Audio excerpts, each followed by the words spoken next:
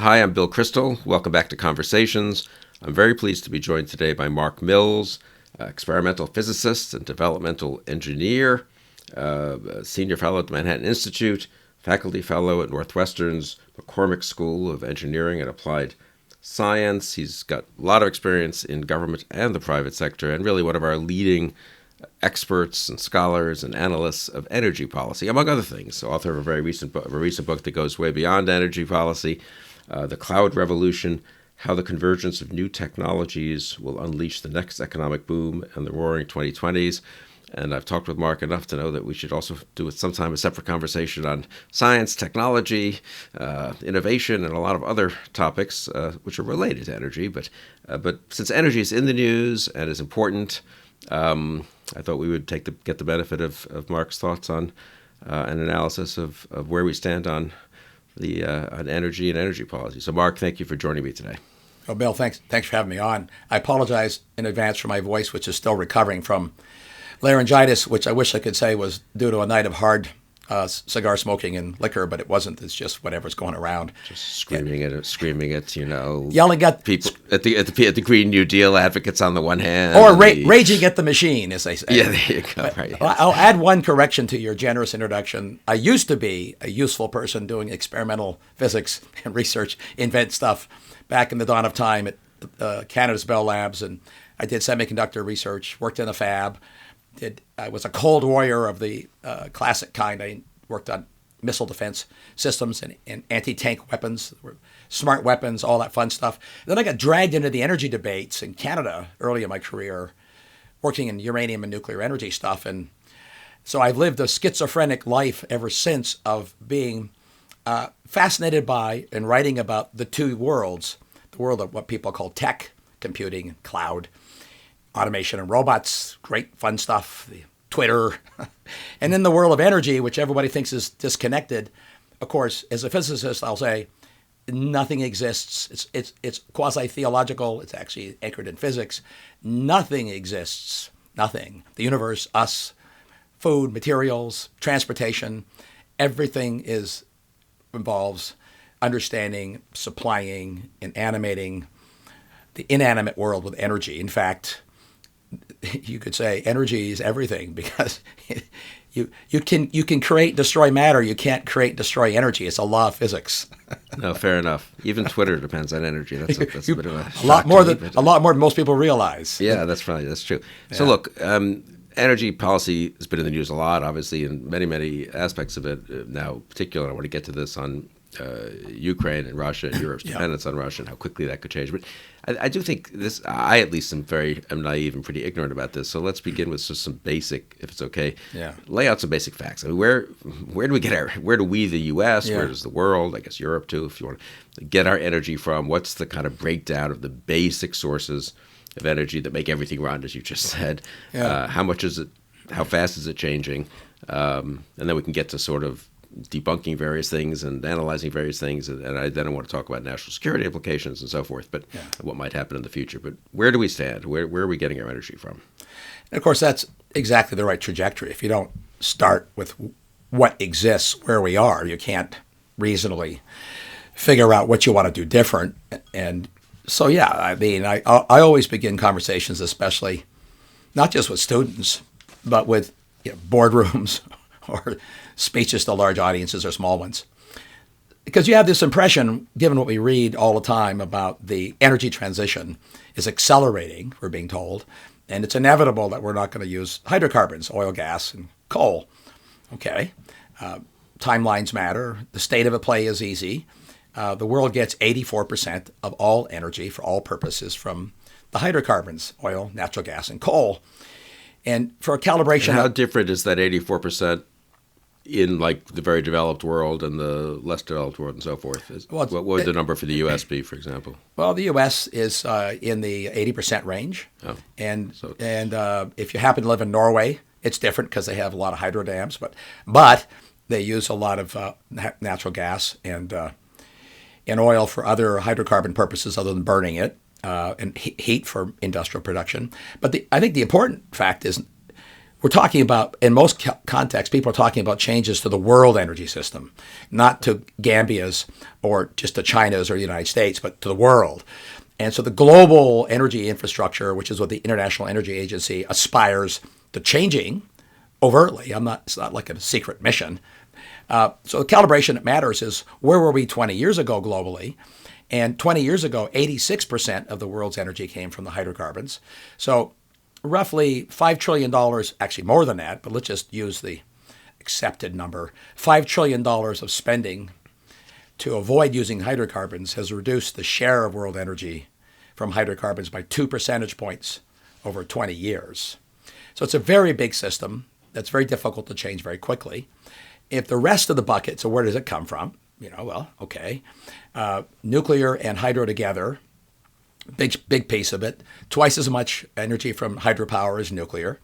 And when you throw nuclear and hydro into the bucket with hydrocarbons, you're left with sort of 5 to 10% of energy from a pastiche of stuff.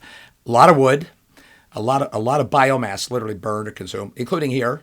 We convert food, corn, into ethanol, which we could talk about the moral argument on that later, but we have lots of corn. We're good at growing corn, so whatever. The wind and solar piece, which is I'll use an unkind modifier, the monomaniacal focus of the, quote, energy transition is essentially on wind and solar and batteries. In fact, the IEA forecasts for an energy transition are anchored in something like 3/4 of all the net new energy supply coming from wind, solar, and batteries. So that's the focus, and it's been the focus of much of the spending for well over a decade. So about 3% of world energy today, after trillions of dollars, comes from wind and solar combined, or for, again, a calibration point of the state of play. About twice as much energy in the world comes from burning wood, arguably the oldest fuel source other than animal labor. Twice as much from burning wood is from solar energy globally. By that I mean solar electricity. So, it's a big system. It's like moving a supertanker versus moving a speedboat. The analogies in physics terms is actually relevant in economic and social terms. The infrastructures are enormous. It takes a very long time to change them. The rhetoric won't move it. PowerPoint slides, as you said before in other venues, you could put a PowerPoint up to show something, but you got to actually do physics things. You got to build machines, dig stuff up, install infrastructure, build power lines, build turbines, build motors, chemical refineries. And everything requires the same thing. Lots and lots and lots of stuff. So even if we, really aggressively and more effectively, this may not be policies you would think good, worth it from a cost-benefit point of view, but if we decided to do solar and wind and nuclear, let's just say. Yeah, let's throw it in. I like nukes. In a very big way. Yeah. Am I right to say that 10 years from now, well, certainly 5 years from now, and probably 10 years from now, and maybe 20 years from now, you're still going to be mostly dependent on hydrocarbons? There's just no practical possibility that this stuff, can be ramped up fast enough. Is that right? Absolutely right. So when I say it, one finds a lot of responses, which we can talk about.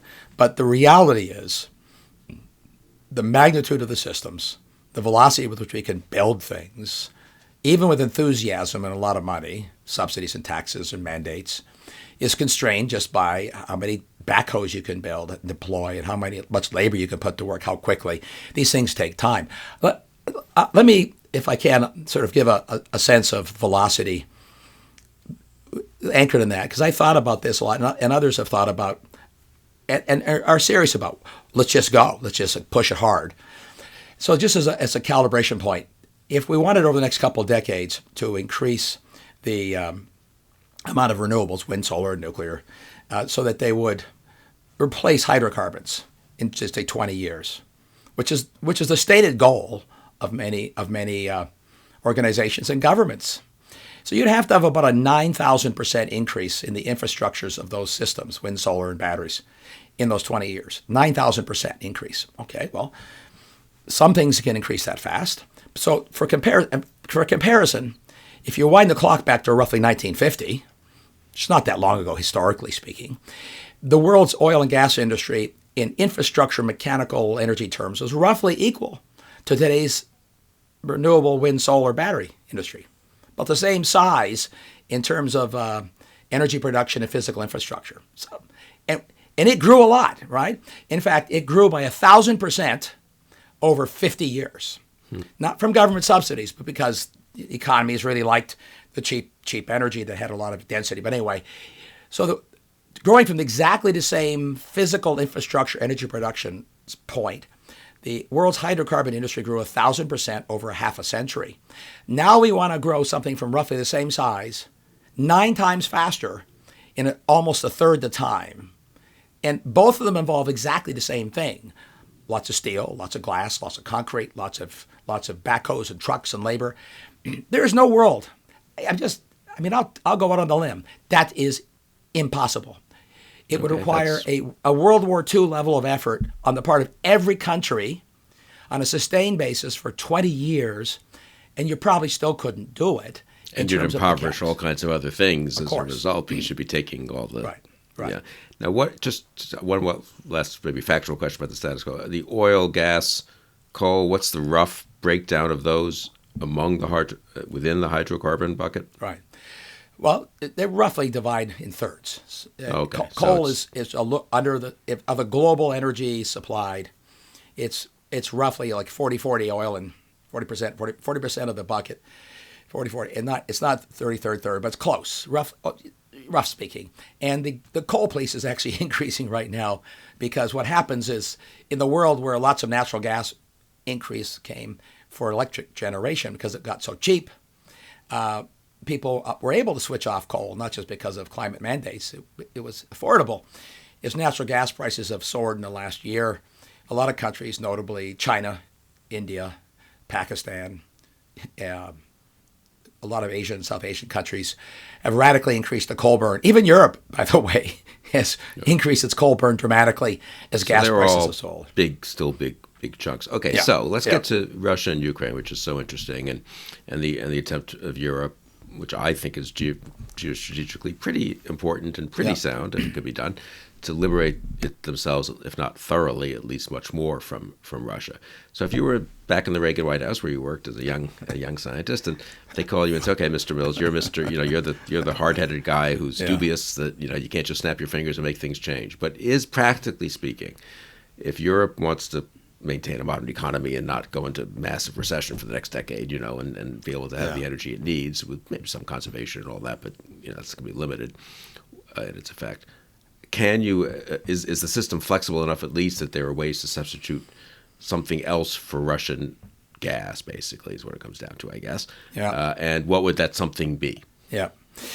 And if I were still a kid in a White House science office, which was a great education, as you know, I'm having served in a much more elevated position than my childhood, locked in a box in the new executive office building, not in the pinnacle at the old executive office building. Oh, yeah.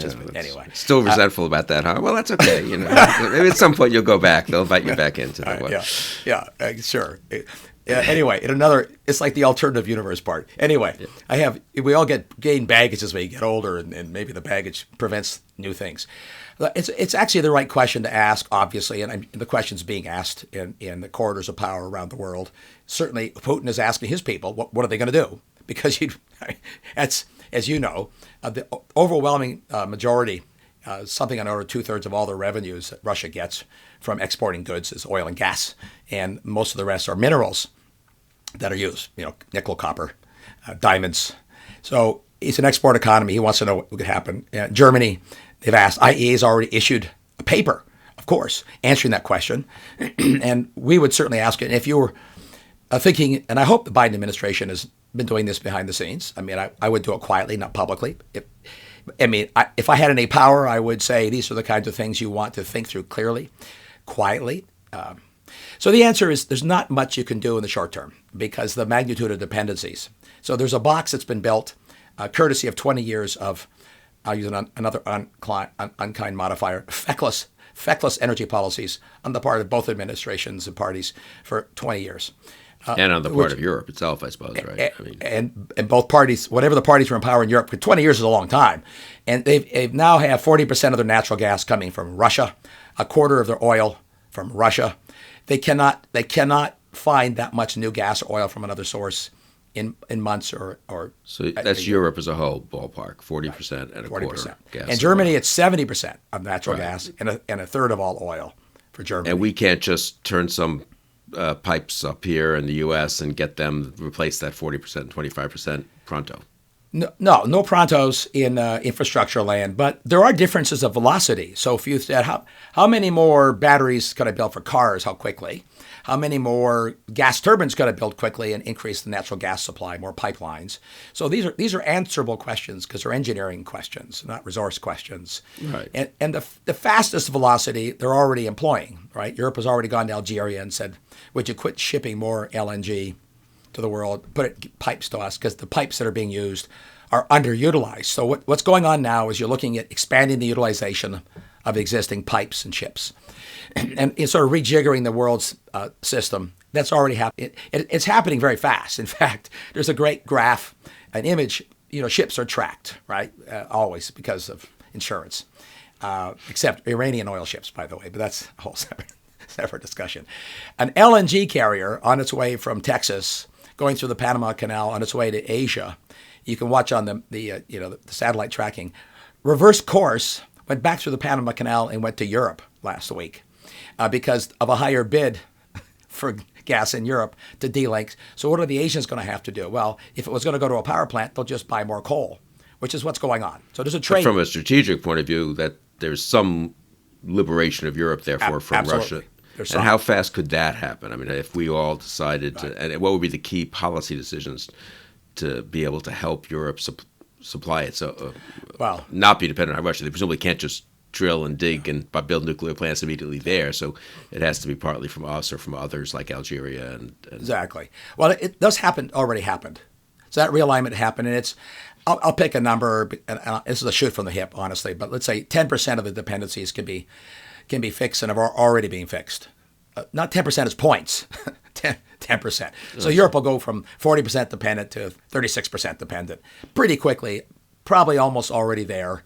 And could do the same for oil. Oil is easier. Gas is much harder because you have to build big LNG, liquid natural gas ships, and you have to build big terminals and pipelines. And oil is one of the most fungible energy commodities on the planet. It's like literally like a dollar. It's no accident that dollars fungible. Benjamins are as fungible as a barrel of oil. It's just much easier. That's happening very fast. But it can't. Again, it's important to recognize that Russia is one of the three biggest oil and gas producers in the world. It's one of the largest exporters to the world, not just to Europe. And replacing that magnitude of supply is, as the Saudis have pointed out, as any Indian energy expert will point out, is not possible in a short time frame. So how fast can we do something? Well, in a year you can do a lot of surging in the oil and gas realms, a lot. The cycle is kind of like planting wheat. If I wanted more wheat in a year, you got to wait for the growing cycle. You got to wait a year. You can't get a lot. And oil and gas are very similar. You have to spool up drilling. You have to hire people. It doesn't matter where the drilling would occur. They have to do more. You could take stuff out of storage, as the Biden administration did, but that's very short term, and traders know that. But a year isn't, so that's not immediate, but a year or 2 years or 3 years is not nothing, right? I mean, you're saying that could we really radically increase gas and oil from here and elsewhere in a way that would take that, instead of moving from 40 to 36%, I'm just making up these numbers, obviously, would get you to 25% or 18% or a real fundamental almost change of... So the answer is no.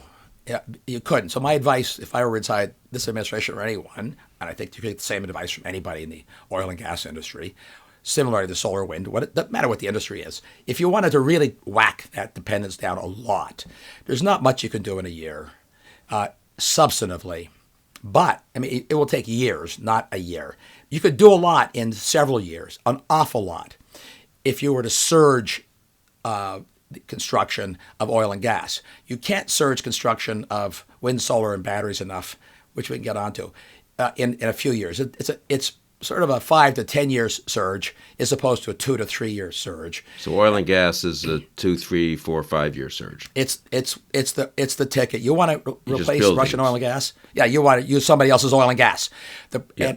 And the big impact though would be a signal in politics and in commodity markets. Signals that are real matter. So if the United States were to say with Europe, but the United States in particular, we're the key to this because we are the biggest producer of both in the world right now. We still Both are. oil and gas. Both oil and gas. We're the biggest producers in the world. And we could be much bigger if could be bigger. Changed environmental rules and regulations and permitting and so forth. Let's not change. Let's just say speed them up. Warp speed them, to use now a tainted phrase. Back in the Star Trek days, we could use that word Right. more generously. But look, you know this, and commodity markets know this. If the United States said we're going to do an acceleration program to delink Russia from oil and gas, and we're going to enact legislation to make it possible, and that legislation passed, even though it would take several years for it to have substantive impact, it would change prices in months. It wouldn't change the quantity of oil in months, but because these contracts that are engaged in globally are typically very long-term, not on contracts, but decisions. If you're thinking about the price of oil 2 years from now, you're thinking about the supply-demand ratio. And if you look at the state of play, what everybody knows, the reason the price of oil is high, despite all the lip flapping about helping Europe, not much is going on to change the capacity of America to produce more. Even as people are talking enthusiastically about what we can do in a parallel universe almost, the impediments to opening new pipelines is increasing, not decreasing. Not universally. There's some green shoots, to use that expression, that maybe that'll change. But right now, there's no wholesale effort to improve and enhance the speed with American industry can produce oil and gas and ship it out of the country. And that's substantive. That's if that price came down, that would, of course, from a geostrategic point of view, that weakens Russia, right? They're getting a ton of revenues from oil and gas, and if it costs half as much, they get roughly half as much. In fact, let's look at the inverse. If oil and gas are up over $100 a barrel now compared to 50 about a year ago, so they're twice as high, and Russia was selling oil at $50 then, making a lot of money, been able to put a war chest in for the war they're fighting, because oil was cheaper than that earlier, so it's a lot of money flowing to them, hundreds of billions of dollars. Oil goes to $100 a barrel, it doubles their revenues. Gas has gone up more than that, so it's tripled their revenues from natural gas. Sanctions have caused them to have to sell that at a discount to countries that will take it, like Pakistan, who have not sanctioned, right? And India, who have not sanctioned Russia. So let's say they have to do a discount of 50%. I mean, let's do the arithmetic here. He's still getting the same amount of money he got pre-war. Yeah. And so one of the big arguments I've had over the decades on energy policy, including when we had arguments about ethanol, accelerating more biofuels that were then and still are more expensive than gasoline. My argument was anything the United States does as a policy matter to implicitly or explicitly raise the cost of oil, because that's what that does, transfers wealth to people we don't want to give money to. Always does, always has, because it's a global market.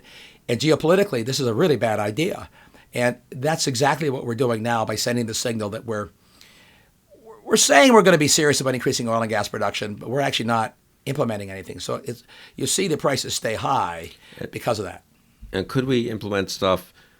You said making the permitting more rapid. I mean, how much of a fundamental change would it require? Would you have to throw environmental regulations to the winds and just give up on all notions of doing anything about keeping the country clean and to say nothing of climate, trying to address climate change? Or is it would it require, I mean, obviously some people on the green side wouldn't be happy about these changes, I assume, but what magnitude of sort of effect are we having on that side of things? Or is this really doable in a way that doesn't, isn't like saying we're forgetting about the environment for 10 years? Right. I would say not some people on the green side, based on evidence so far of the mere rhetorical exploration of I have hopes. I have hopes for our green friends, Mark. You've dealt with them so much more over the years. I will give you that that? I have hopes for some of them because I've had Chatham House discussions with some of them where nuclear, you see some change of attitudes. we see some change. Maybe, But anyway, but how big I guess what I'm saying though is how much of a radical change would this be? How much would it be? I mean, come on, let's just get the permits, and I'm making this up totally in 150 days instead of 550 days. That's not Well, it's quite clearly the latter, and the data show it's the latter. So what's happened is that the regulatory world has been cleanly bifurcated into two universes, which are conflated in the rhetoric and discussion about words like pollution and environment and being environmentally sensible, and they are all things climate and carbon dioxide and everything else. So clean air, clean water. There's nothing dirty about the air with carbon dioxide in it. It's a silly misnomer. Carbon dioxide, not to go down a biochemical physics rat hole here, but it's what plants eat. It's their food. It's their fuel. So it is a byproduct of combustion, obviously. You burn carbon and oxygen, you get carbon dioxide. But plants eat carbon dioxide. It's what makes plants grow. I mean, back in the day, we used to talk about not keeping plants in hospital rooms, right? Because because people worried about somehow it was going to do something bad. No, they eat carbon dioxide. Anyway, right. I digress. Look, there's two universes. The two universes are, could you accelerate permits and maintain all of the requirements that we have come to cherish properly for clean air, clean water, right? The things that environmental movements began around. Absolutely. In fact, every single oil executive, including coal executive, but every oil and gas executive in the United States, these are not people who are looking to pillage the earth and have the smokestacks of Dickensian England of the 18th century and 19th century. What they would tell you is exactly what you said. It's clear we can meet all these regulations. It's difficult as many of them are, and demonstrate that we can and will meet them in permitting periods and construction periods that are measured in weeks, not years. It is also clear, and I'm not making this up because the environmental organizations that are climate hawks, we'll call them, write this, publish it, and say it.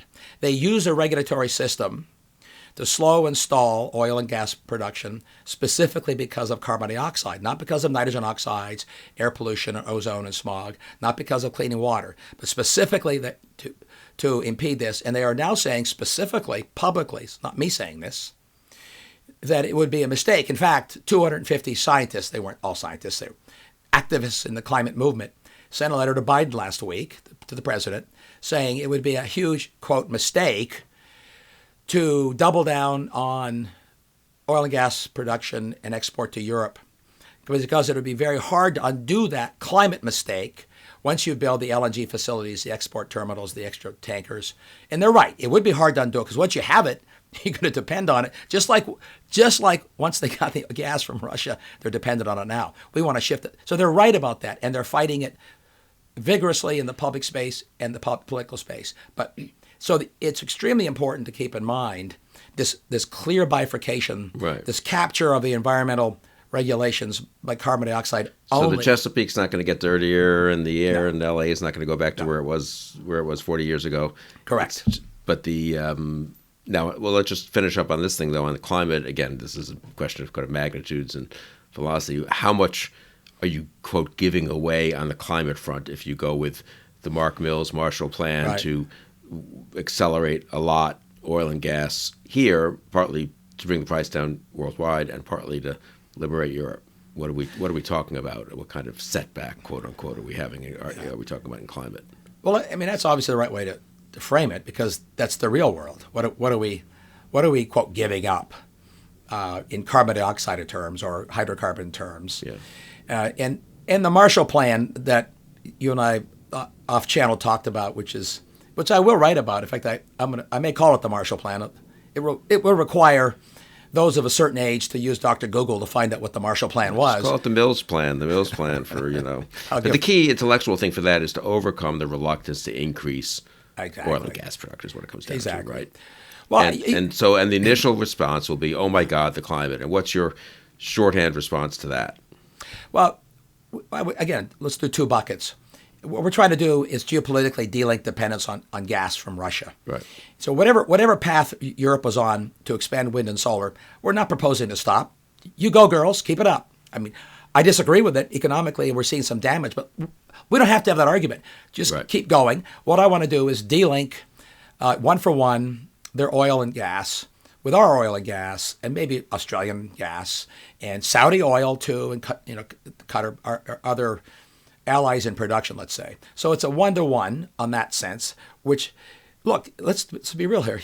Europe was building and not going to sanction increased use of Russian gas and Gazprom 2 pipeline.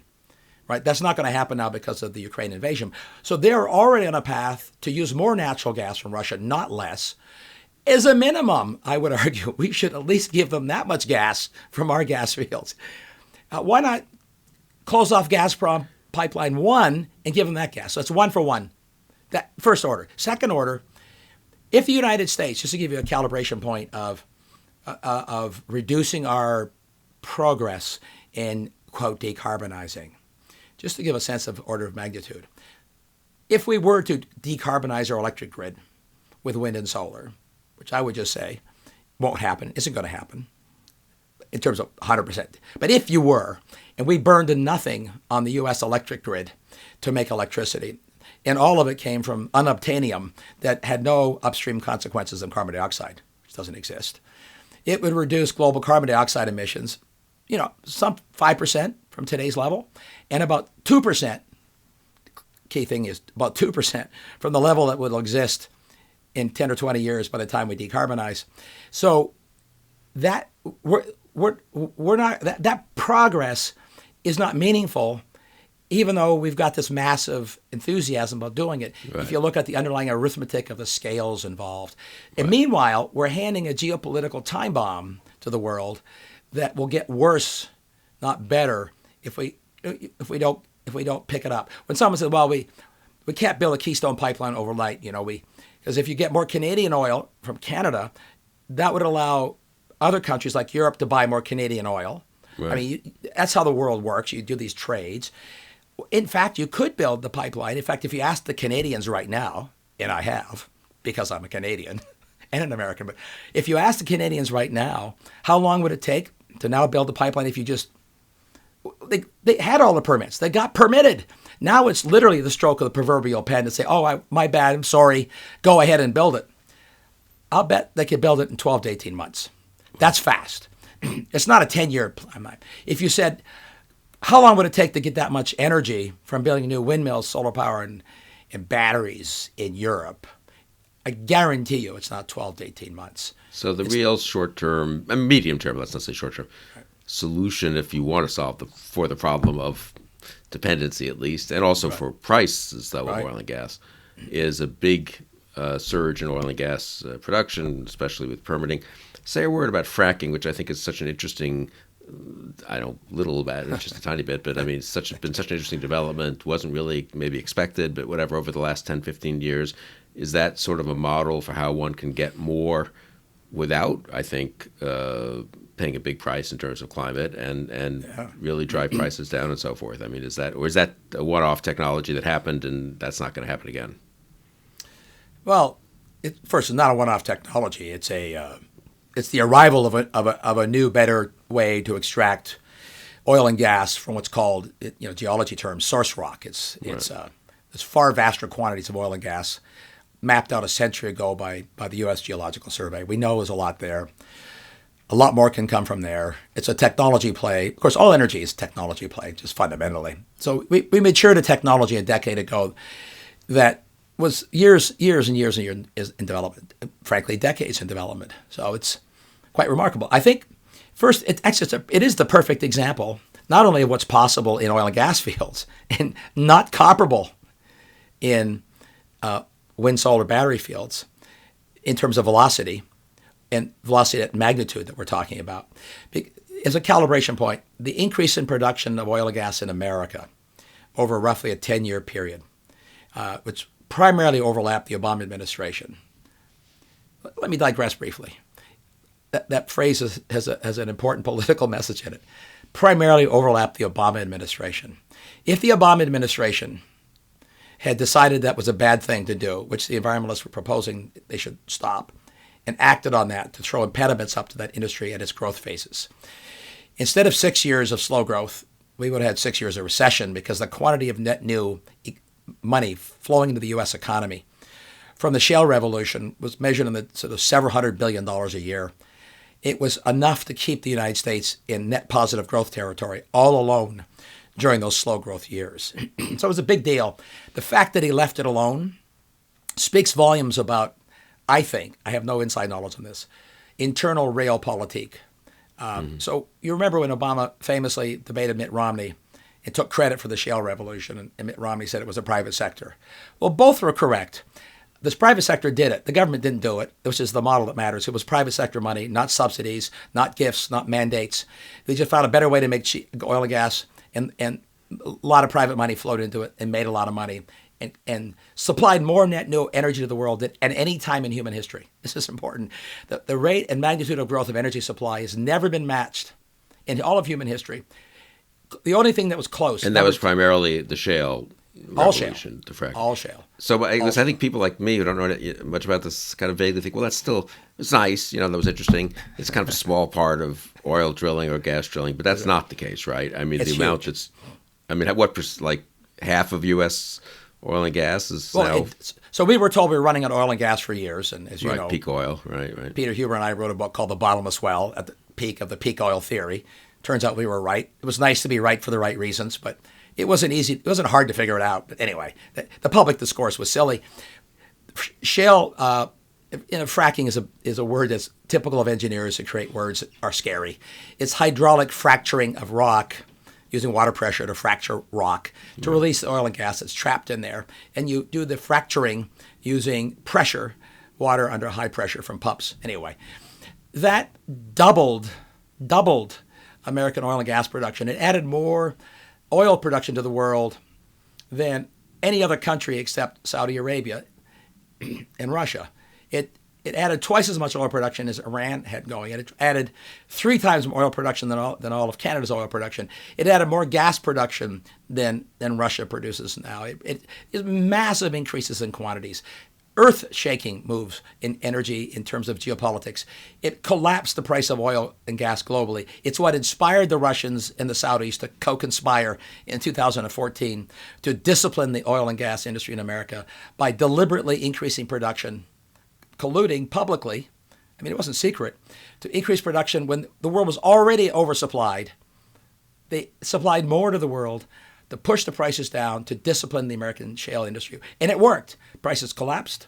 A third of American oil and gas frackers went bankrupt because of that over the next year. Prices went from $140 a barrel back down into the 20s within a year. So it worked. And they did that because of the geopolitical and economic consequences of the shale revolution. So if you ask, is it consequential? Impossible, whether you're an environmentalist or not, to ignore the consequence. Their view would be it added too much more oil and gas to the world in terms of carbon dioxide, making it easier for the world to have cheap oil and gas. Okay, but it did. If you're looking at geopolitics and the economy, it was consequential. If the United States announced a Marshall Plan anchored in trying to replicate that scale in the coming decade, it took 10 years. Didn't take 10 months, but the act of doing it pushed prices down just when it began. If we announced that we're going to do that again, within the decade, to use another political phrase, double American oil and gas production from the shale fields, it would push prices down today because markets look at the future to price supplies today. And it would be geopolitically consequential. And it could happen. I mean, there's no absolutely scientific, technically technological. Yeah, technically it could happen. Well, let's be fair to the CEOs and the public companies that have to defend what I just said, because I don't run an oil and gas company. They will say, well, wait, Mark, back off here. You're getting out over your skis. You're being kind of enthusiastic about how hard this is. We need a lot more labor. Labor is short now. It's never been shorter in the American industrial sector. Our labor force is aging out because famously, the industrial sector, all of it, oil and gas, manufacturing, have this silver tsunami of people of a certain age retiring. I haven't enough of this, and we have a headwinds on in the governance, on the investment community, saying I'm not so enthusiastic because I'm worried about the government punishing you as an oil and gas producer. So they would say it's harder than you think, Mills. Back off. You're You're getting out over your skis promising production. They told me that, by the way, when Peter and I wrote our book and said we would become an oil exporter and a gas exporter. And I testified as much before the Senate and the House. They said, that's not going to happen. It's too hard. I have much more faith in American entrepreneurs, but I do want to caution that the velocities still are in time frames of the physical production that are rather slow from an anxiety perspective, and that means that Putin knows what I just said as well. And you know, we could turn off the supply. You could simply say we're not going to take it and try to sanction it, like we did with Iran. Okay, right. So Iran though still sold oil illegally and has ever since that embargo. Their oil exports publicly are down more than 50% over the embargo period, which is still in place. I think they actually sell more, but they have to sell at a discount. So Putin would still sell oil, but at a very, very deep discount, still get money. It's just impossible to hide the barrels perfectly. But it would be as geopolitically consequential, more consequential than anything else we could do. And I hope that we do something like that in the coming months and year as Europe wrestles with what they can really do. And the IEA plan, let me give you an idea of how, I don't want to say silly, but I just said silly. Wishful thinking, the IEA's plan is to eliminate half of dependency on oil and gas from Russia. Half. Their plan, which is a very, very aggressive plan, half of their plan is anchored in what the energy efficiency, more rapidly becoming more efficient. Come on, you're going to replace all the car fleet. It's going to be twice as efficient in a couple of years. No. You're going to make all the buildings twice as efficient in a couple of years. No. And worse than that, when you improve energy efficiency, this is economics 101. It makes the end product cheaper. I mean, if you make the input consumption go down by 2, double the efficiency, that means the output is cheaper. So unless you mandate the output to stay the same price, the market will use more of the thing for almost everything except the elastic commodities that don't move, like tobacco and leather. So it's a very embarrassing response in many ways. So something that's extraordinarily serious. While there's carnage going on, and we see it in the daily news feeds, tanks rolling through cities and bombardments of modern European cities, we're on the other hand saying things that are sophomoric. Right. And come on, Putin knows that these are sophomoric virtue signals. Well, they're not serious, yeah. So now could there be, in addition to the Marshall Plan, to use just another, example from that era, a Manhattan Project where somehow there's really a technological breakthrough that really changes everything? It could be nuclear itself, of course, or how much are we being, what are the odds, or what are you never know ahead of time, I suppose, but for a real, the game changer, so to speak, a moonshot, whatever metaphor people like, that really would change energy in one of these areas or another. Yeah, well, there's an easy way to reduce it, and it sounds, facetious. I mean, there's no moonshot for energy, and there's no Manhattan Project for energy. There's a Manhattan Project for nuclear power plants, but that doesn't change the energy infrastructure of the world. On the nuclear thing, since some of my conservative friends are more pro-nuclear, they're against the solar stuff. They're all skeptical about windmills. Trump hates windmills. But on the nuclear, if you went full bore on nuclear, let's just say we resolve the safety issues, the waste issues. We just think this is, France has whatever they 70% nuclear. Why can't everyone? What time frame and what dent would one make if one went, big with subsidies and insurance guarantees and all the other things that I take it would be necessary to do nuclear? Yeah, you need an awful lot of subsidies and guarantees, but so to depoliticize, because to your point, windmills and nuclear plants get politicized. Oil gets politicized and has for a very long time, even more so in the era of climate anxieties and debates. And I like windmills. In fact, a lot of people don't like what they look like. I've been at wind farms in China that stretch to the horizon. I think they're incredibly magnificent feats of engineering. Solar energy is phenomenologically fascinating. Elon Musk has done something nobody has done in a century. Built a car company, and the subsidies can't explain it. you can't explain the whole success just from some subsidies. He's built a car company of consequence that nobody's been able to do in almost a century.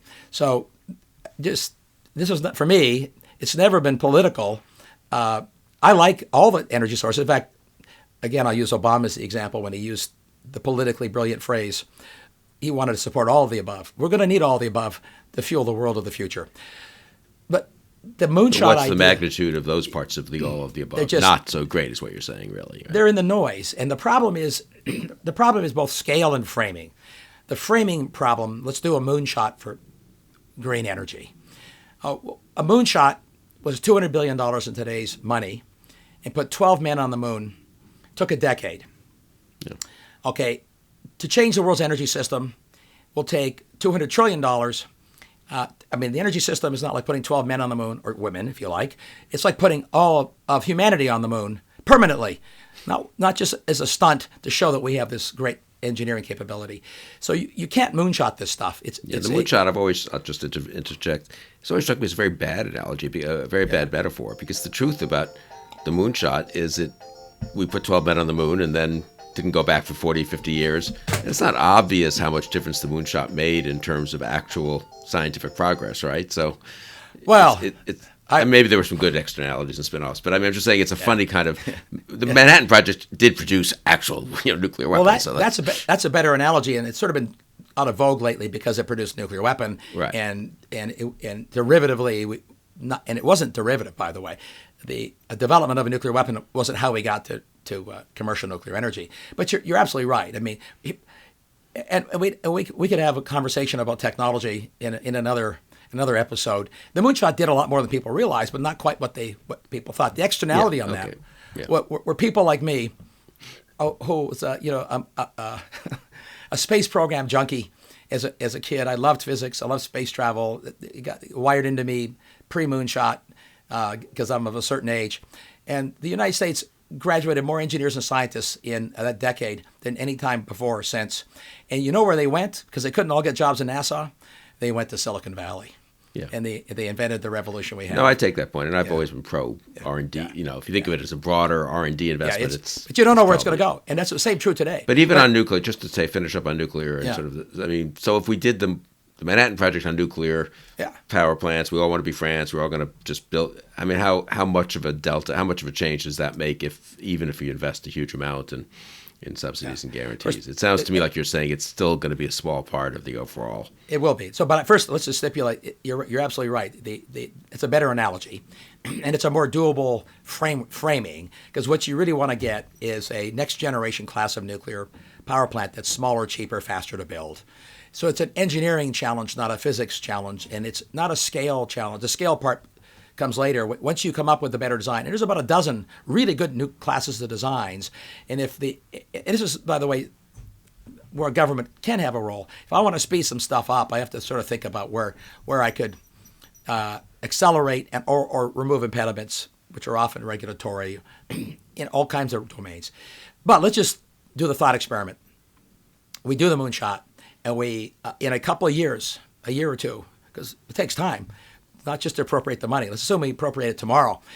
You've got to issue the contracts, build the things, test them. Let's say we got it done in a couple of years. We're testing 2 dozen new reactor designs, have a competition. And then you have to qualify they really work as build. It takes usually 5 years, but let's just say it's like building new airplanes, another few years of testing, qualification. These are big machines. They're serious. They have a lot of energy. They have serious consequences if they don't work right. And then 5 years from now, we have a proven new design, and you start scaling it. And over the next 5 years, you start building them. So we're a decade out from inserting in the market. And what we're impacting is the electricity generation market. And let's say it takes half of the entire electricity generating market, which is the track natural gas is going on right now. In the United States, it's about a third to 40%, depending on any given day and price, but let's say a third in America. That's where the world was migrating for natural gas. And that was a good thing, because maybe another third could be wind and solar and nuclear. But you got half. You're taking away about a quarter of the world's energy, so half of a quarter of the world's energy. You've decarbonized 12% of the world's energy system. And 10 years from now, the world is using another United States worth of energy demand, greater than it does today. And a lot of that's going to be oil and gas because we need the petrochemicals. We need to use gas to make that glass, to make the solar panels. We need to use oil to make the hydrocarbons, to make the fiberglass blades for the wind turbines. We need to use all that combustion energy to make steel and to make aluminum. So we still use more, and we don't get the proverbial transition. You get more of everything. You get all of the above. But on a micro level, a Manhattan Project to find technologies that could more rapidly liquefy natural gas, let's say, make that cheaper. If I could get natural gas liquefied cheaper, that's the most expensive part of getting gas to Europe from America, is if we produce it for $2, let's say, $2 a unit, whatever the measurement it is, it costs another $2 a unit to make it into a liquid. And then it costs another $1 to $2 to ship it. So the $2 in America shows up as $6 in Europe, which is still cheaper than what they were paying before, which was 10. Gazprom lowered its price to 5.5, kept market share. If we could cut the liquefaction and shipping costs by $1 each with a Manhattan Project and those technologies, and get that done in a couple of years, that'd be more consequential in many ways. Similarly, what if we had a moonshot internal combustion engines, the vilified internal combustion engine? As a matter of physics reality, there's more headroom to get more efficiency out of the internal combustion engine in the basic thermodynamics of those engines than there is headroom to improve the efficiency of a Tesla. Yeah, that's interesting. So I get more bang for the buck. So go from 40 miles per gallon to 50 or 60, and you're saving a ton of. And if you want to wave a pen and have an impact on carbon dioxide emissions, instead of giving people $15,000 to buy a car with a half-ton battery that's made somewhere else, all the stuff is made somewhere else. You assembled it here. So the fiction and this building factories here, all the stuff is being sent here.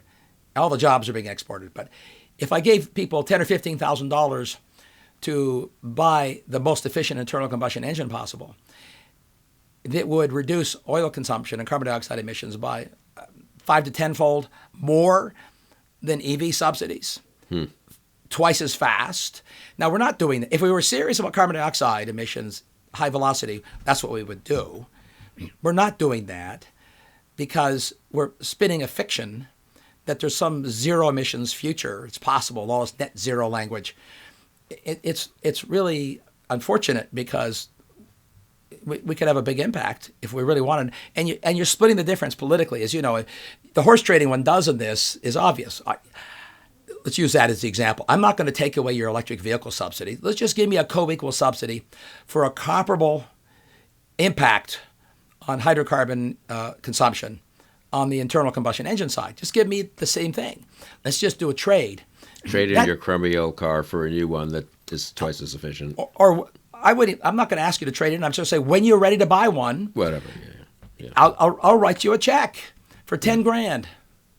That's the kind of money we're spending right now to get people into electric vehicles, which, by the way, won't end well because the supply chain there is more difficult and more expensive and more environmentally damaging and more geopolitically challenging than anything to do with oil and gas. That's the story that's slowly emerging, and that will be the full stop to this nonsense.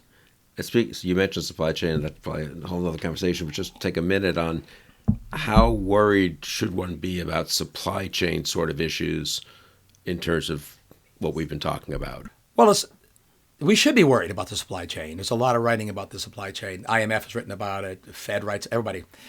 Supply chains always matter. This is self-evident.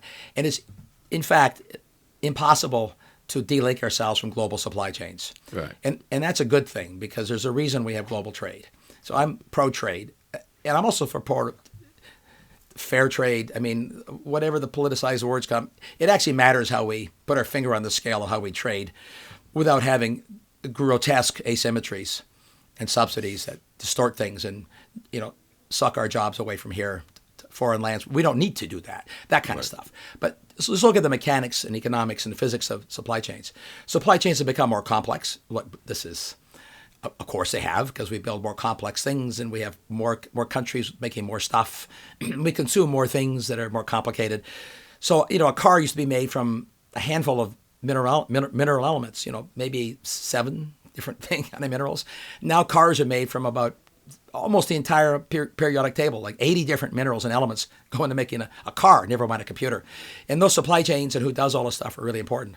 So we should be very worried about it, because we've been sort of lax in thinking about the exposures, economic exposures, political exposures, and a lot of people are paying attention to just in time to just in case, from things like COVID or political events like Ukraine. They're both co-equal in impact in terms of a wake up. And it's going to be a mess that we can fix. And I'm going to pitch my book again, because in the cloud revolution, what I write about is something that we can do different than any time in history. Throughout history, we would fix our supply chains by, changing suppliers, adding diversity. One of the most important ways to fix supply chains is to know more about what's going on, having information transparency. The information transparency that sensors, Internet of Things, and the cloud brings to the relationship between consumers and producers and all the middlemen, that transparency and knowledge and security is made possible in ways that are inexpensive, easy, and important, that are unparalleled in history, and I think now get accelerated, which will both improve security and reduce costs. And it'll take a little time. Industries are adopting them.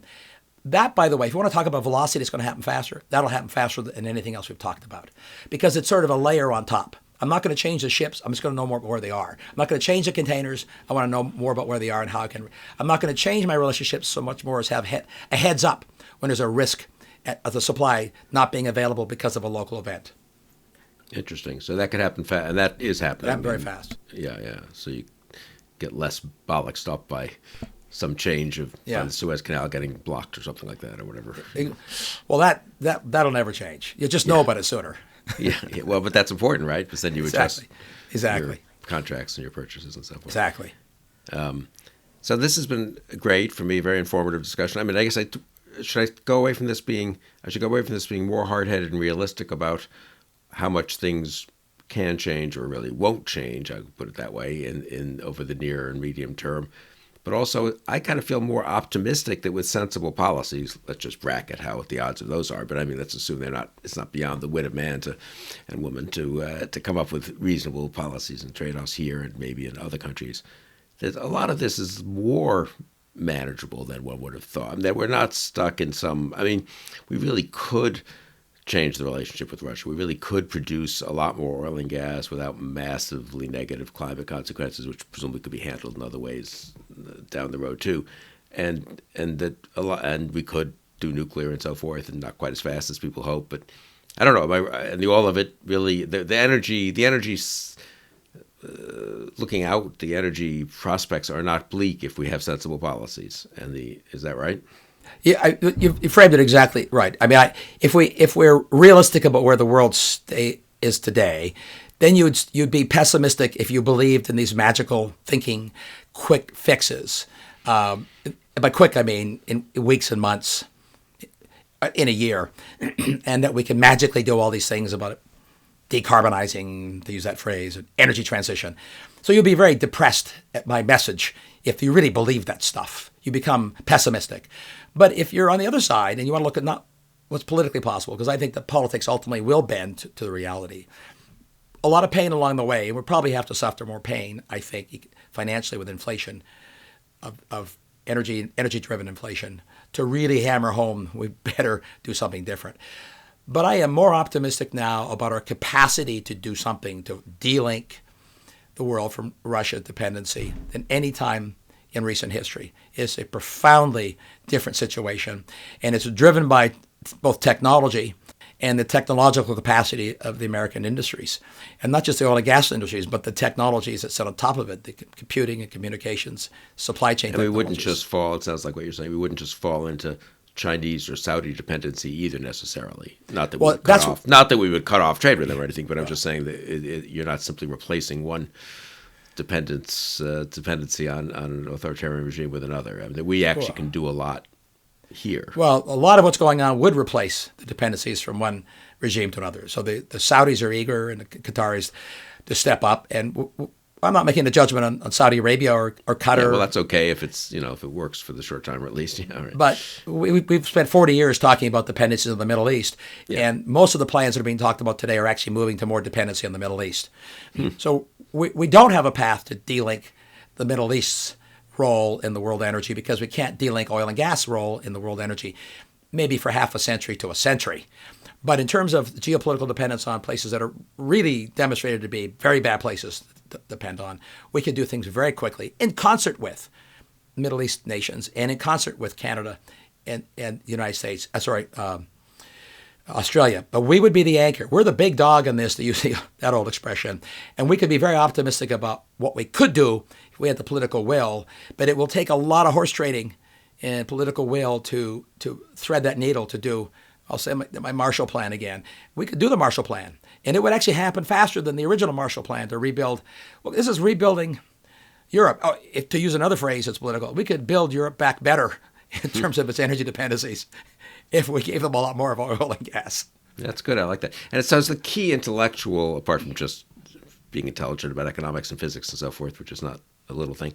I mean, it seems like the key intellectual hurdle that you're saying people have to get over is the notion that we are in the short term going to be less, or are going to be, or should be less dependent on oil and gas. I mean, that we need to say, look, we're in an oil and gas world, at least for the foreseeable future, and it's either going to be an oil and gas world with $120 oil and Russia being strong and Europe being dependent on Russia, or oil and gas world with cheaper oil and gas and the U.S. doing a heck of a lot more exporting and so forth. That's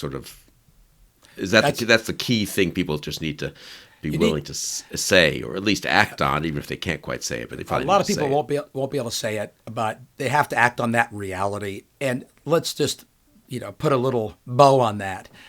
The money that is freed up for society in the $50 world versus the $150 barrel oil world will be used, not should be directed by government, put their finger on the scale with carbon taxes and silly things like that, because that just raises costs. But that will be used to do this other stuff, because the wealthier world will buy more Teslas.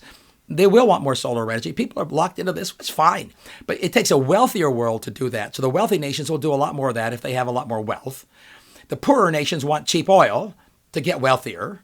And that's the moral transition. And you get the twofer. We get both. And that's the political trade that we're not making yet, because of the hard over narrative that we have to abandon and quickly, oil and gas. That's a talking point, not possible in the real world, and profoundly destructive talking point if acted on economically, geopolitically, and morally. No, that's very important. I think conclusion, maybe it's a good place to end. That, I mean, this vision is not we've got to eat our, take our medicine and eat our greens and sort of suck it up. We just have to live with oil and gas for longer than you'd like. I mean, there's some of that maybe, but it's also actually a future that's wealthier, cleaner, I think, right? Yeah, absolutely. And better for poor nations and for poorer people and rich nations, et cetera. That one shouldn't have the attitude of this is a terrible thing we have to endure. It's really an opportunity if we seize it. Is that? Well, that's exactly what the realistic and its collaterally optimistic view of the world is. And it leaves begging the question of, well, surely we could do something really different in the long run. And the answer to that would be, of course we can. And the answer to the surely something would be different will be when we discover foundationally different new technologies and new science, which can happen. But as Microsoft has pointed out in their climate pledge at their website, and it's a great line, and they repeat it twice. I've said it earlier. I'll say it again, but I'm delighted that Microsoft has it, at least as of this conversation in their climate pledge, that the kind of technologies people imagine to having a hydrocarbon-free world, and I'm the direct quote, don't exist today. Not that they need more subsidies. They don't exist today for this vaunted transition. And they doesn't mean they couldn't exist, is that we're going to find them through the very politically annoying process of having confidence in lots more support and funding for the very basic sciences and research that are not directed to a specific outcome. The serendipity piece is annoying as hell to policymakers and politicians. They don't like that I can't order the perfect new solution because they're used to doing that in war fighting. Give me a better tank, a better missile. You can't do that in basic science. But it will happen. And I'm very optimistic about that. But Bill Gates used a line that there's no predictor function for that. There is no predictor. You can't predict it. You can predict it will happen someday, but you can't predict when it'll happen. But there's a pretty big role for government there. So you're not. Well, that's the good and bad news. A lot of my conservative friends don't like my enthusiasm for government finding a way to support basic research. Yeah. My enthusiasm is muted when even that basic research is perverted, which it frequently is, to being directed and controlled and mandated, which is always a hazard. It's never perfect, but we just have to. And right now, it's heavily. The finger is heavily on the scale to directed research as opposed to inquiry for inquiry's sake. We need to push that back to the other end of the spectrum. And there's debates about that in Congress right now. The new legislation that is a bipartisan approach to putting more money into basic research. But they really have to examine the perversion of the word basic so they understand that they're not giving it the basic science. They're giving it as corporate giveaways to build more things that already exist and subsidizing yesterday's inventions as opposed to funding tomorrow's. It does feel like with mRNA and the pandemic, and now with Russia, that there's a little progress though in people understanding that there is, because if you look at the mRNA's history, it's a 50-year overnight miracle. Yeah, right. We discovered mRNA more than 50 years ago, and the science took three decades to get to the point. And no one looked for mRNA because a government program said you should find this messenger. But government money was certainly involved in supporting the research at the universities and the scientists that were chasing this domain because they were curious about it and interested in it. The things that, remember the Proxmire Awards, politicians like to make fun of research that doesn't seem to have a directed purpose.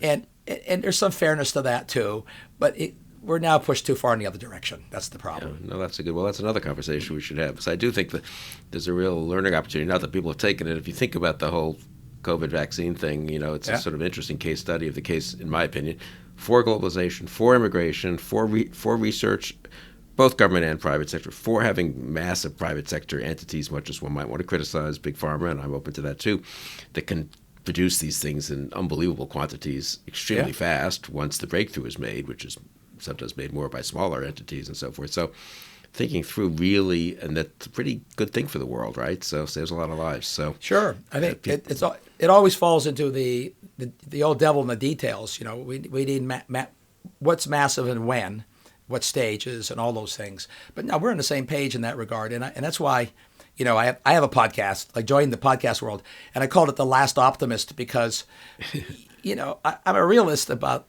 the politics of the day we live in. But we have so much opportunity to do something, both about delinking from Russia, but also in the long-term things we were talking about. So we just, if people realized how exciting the future could be, if we marshaled, use the marshal's wording, if we marshaled the political will to do the right thing, and obviously the word right thing, everybody gets to define what they mean by that. But I think this harsh X-ray of Ukraine and Russia is already illustrated what some of the right things are. Oh, thank you, Mark. That's a very good thing to note to end on. And you have to figure out whether are you, and I guess I'll associate myself with you too on this. Are we realistic optimists or optimistic realists? I don't know which is but maybe both. Sometimes depends on the day. Right, exactly. Which needs to be emphasized more. I do think both need. I mean, this is funny. We live in a world where the realism needs to be emphasized against the wishfulness and just silliness, But then the optimism needs to be identified against the kind of fatalism and it's all running down kind of thing. So, I agree. Yeah. Mark Mills, thank you very much for joining me on this very interesting conversation. And thank you all for joining us.